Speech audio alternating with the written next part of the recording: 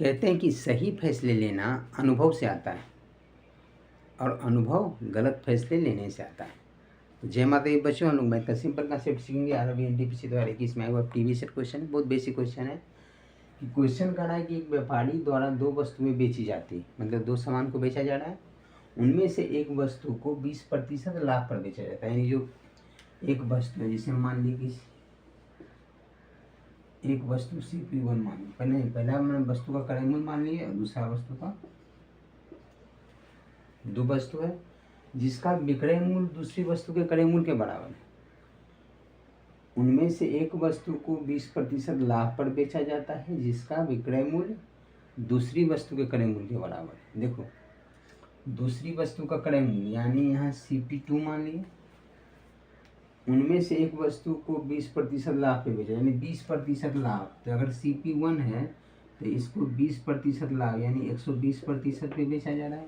100% ये अपने आप में CP1 होगा, इस पर 20% लाभ यानी CP1 का 120% पे बेचा गया, जिसका विक्रय मूल्य दूसरी वस्तु, ये जो विक्रय मूल्य है, पहला वस्तु का जो ये विक्रय मूल्य है यानी CP1, मान लिया कि ये CP1 क्रय मूल्य है, इसका CP2 क्रय मूल्य है।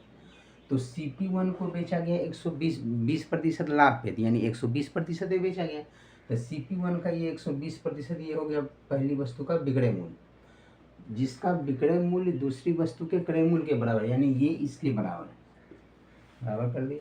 अगर यहाँ से हम रेशियो देखेंगे तो क्या हो जाएगा, 120%। 120% मतलब 120/100 बोल सकते हैं। तो CP1/CP2 क्या हो गया, CP1/CP2। ये इधर ले आए तो इसको इधर ले जाएंगे तो 100 ऊपर चला गया, 120 नीचे आ गया, यानी 100 ऊपर चला गया, 120 नीचे आ गया। तो कह सकते हैं कि CP1 100 है तो CP2 120 है, यानी पहली वस्तु को 100 में खरीदा गया तो दूसरी वस्तु को 120 में खरीदा गया। अब बोला गया फिर दूसरी वस्तु के क्रय मूल्य के बराबर है, दूसरी वस्तु का क्रय मूल्य 120 है, जो 20% हानि पे बेची जाती है। ये जो है 20% हानि पे बेची जाती है, यानी दूसरा वस्तु जो है SP2 120 तो है ही, ये क्रय मूल्य है। अब ये 20% हानि पे बेची जाती है, यानी 80% पे बेची जाती है। क्रय मूल्य अपने आप में 100% है, 20% का हानि हो रहा है, यानी 20% कम आया तो 100 में 20 कम आया, यानी 80% आया। 80% बना 80/100, 10 यानी 12 × 8 कितना हो गया, 96।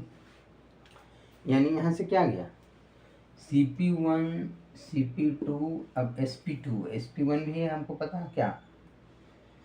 देखिए SP1 क्या है, SP1 जो है पहली वस्तु को 20% के लाभ पे बेचा गया था। SP1 जो है 120 मान सकते हैं कि पहली वस्तु जो है 120 के लाभ पर बेचा गया, यानी 120 में बेचा गया, ये 120 है।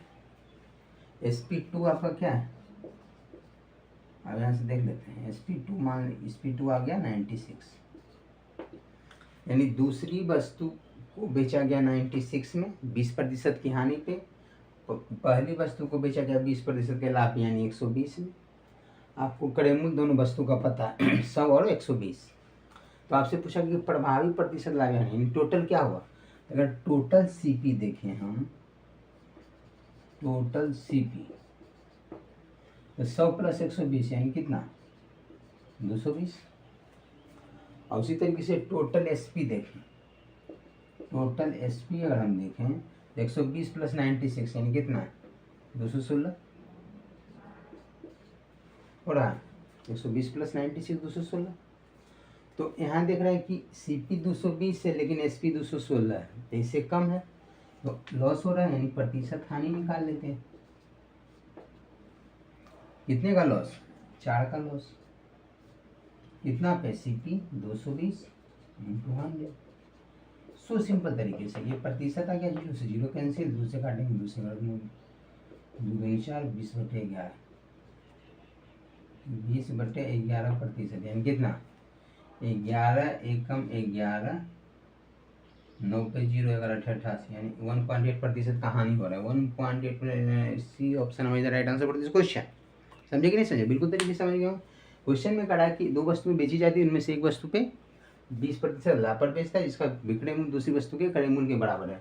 तो जो पहली वस्तु है 20% लाभ यानी 120/100 में बेचा गया तो दूसरी वस्तु के क्रय मूल्य के बराबर हो जाता है। उनमें से एक वस्तु को इतना में बेचा जाता है जिसका विक्रय मूल्य दूसरी वस्तु के क्रय मूल्य के बराबर है यानी CP2 के बराबर है। यहाँ से CP1 अपन CP2 यानी दोनों वस्तु का क्रय मूल्य में रेशियो आ गया 100/120। अब बोला गया कि जिसका विक्रय मूल्य दूसरे के बराबर है, अब जो विक्रय मूल्य इसके बराबर है ये बोला गया कि 20% की हानि पर बेचा जाता है यानी 120 वाला जो खरीदा 120 में वो 20% की हानि पे बेचा गया। तो SP2 यहाँ से निकाल लीजिए, ये SP2 आपका आ गया। ये SP2 क्या है, SP2 बराबर हो गया इसका 20% के लॉस पे बेचा गया यानी इसका 80% निकालिए तो 96 आ गया।